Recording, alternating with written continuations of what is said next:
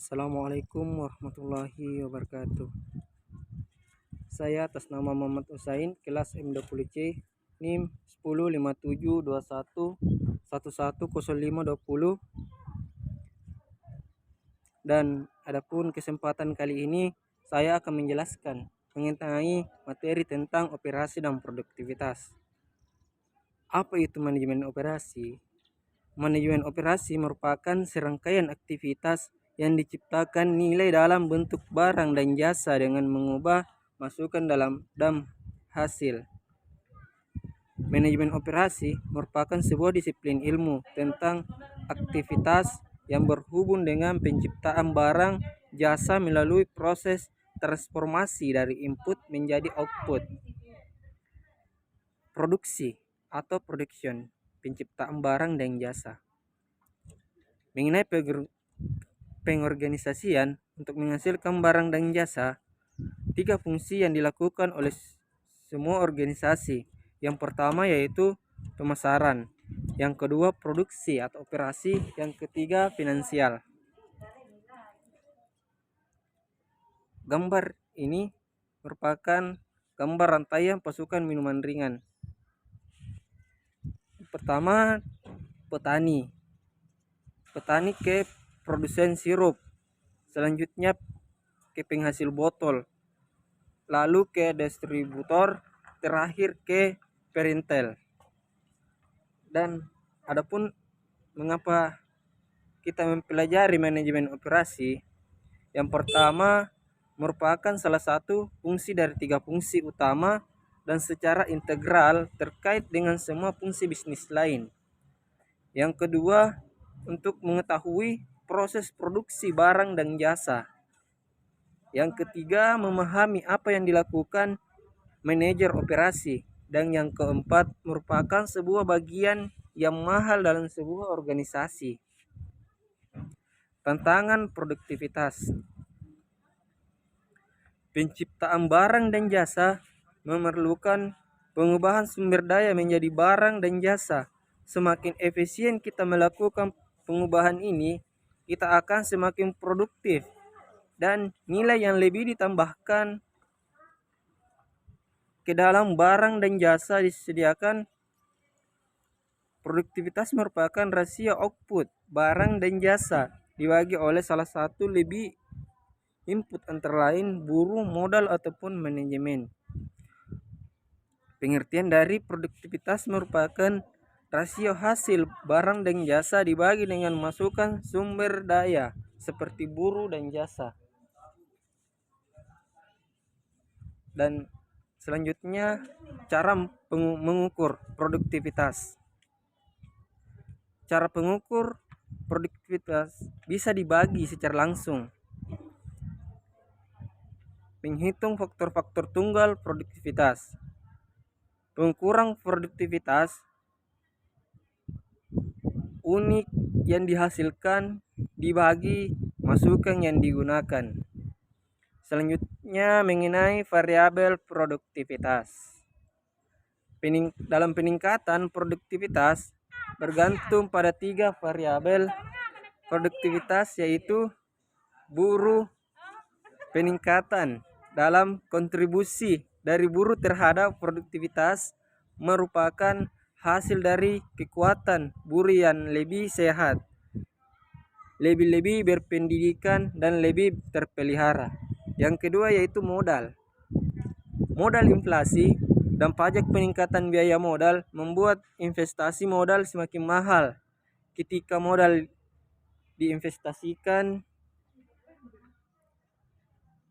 kepada setiap karyawan menurun, akan ada pula penurunan pada produktivitas. Selanjutnya yaitu manajemen. Manajemen merupakan sebuah faktor produksi dan sebuah sumber daya ekonomi. Manajemen bertanggung jawab untuk memastikan bahwa buruh dan modal yang digunakan secara efektif untuk meningkatkan produktivitas. Mengenai produktivitas dan sektor jasa.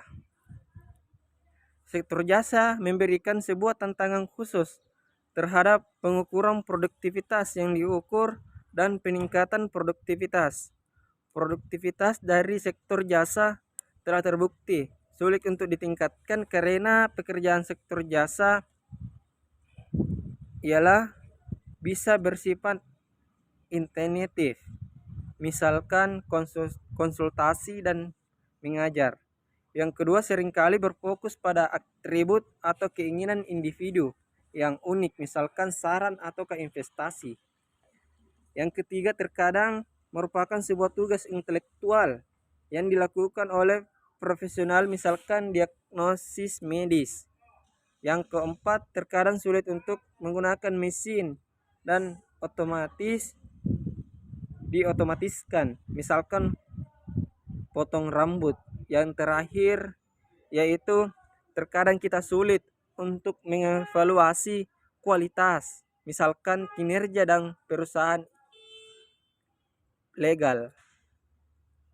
Jadi tantangan baru dalam manajemen operasi ialah manajemen operasi bekerja dalam sebuah lingkungan yang menyenangkan dan dinamis. Lingkungan ini merupakan hasil dari beragam tantangan dari global perdagangan dunia, sehingga transfer ide atau produksi dan uang dalam kecepatan yang sangat tinggi.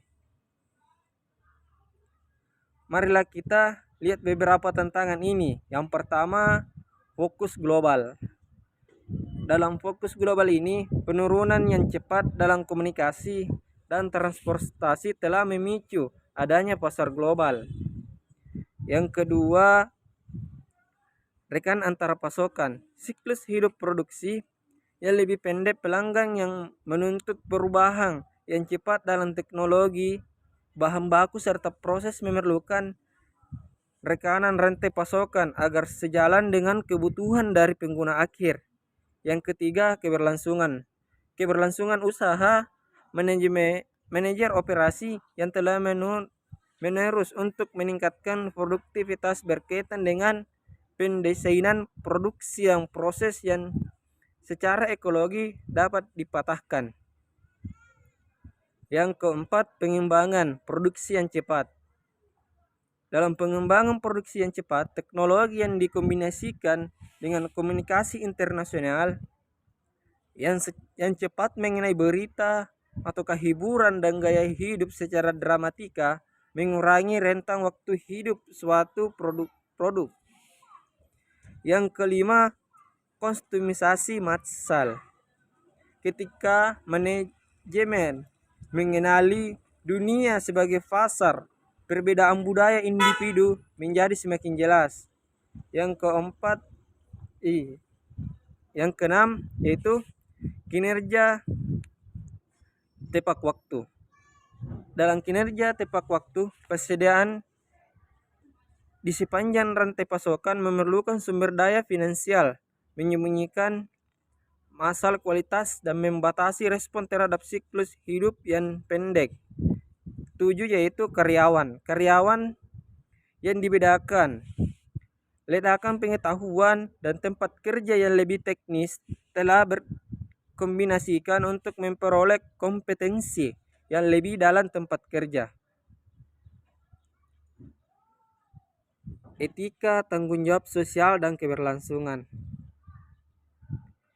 Mengidentifikasi etika dan tanggung jawab sosial, di samping mengembangkan proses yang dapat dipertahankan dan yang juga merupakan sistem produksi yang efektif dan efisien, tidaklah mudah.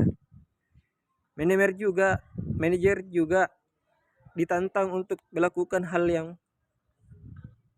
yang berikut. Yang pertama, mengembangkan dan menghasilkan produk yang aman, berkualitas serta ramah lingkungan. Yang kedua, melatih, mempertahankan dan memotivasi karyawan dalam sebuah tempat kerja yang aman. Yang ketiga, menghargai komitmen dari para pemangku kepentingan. Dan yang terakhir, manajer harus melakukan semua hal tersebut sementara memenuhi permintaan dari sebuah pasar yang dinamis. Jika manajer operasi memiliki sebuah kesadaran dan fokus moral pada peningkatan produktivitas dalam sistem ini, kemudian banyak dari tantangan etik yang sukses untuk dilaksanakan. Begitulah penjelasan dari saya.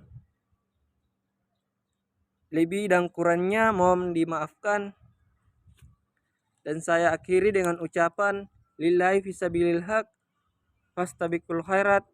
Assalamualaikum warahmatullahi wabarakatuh.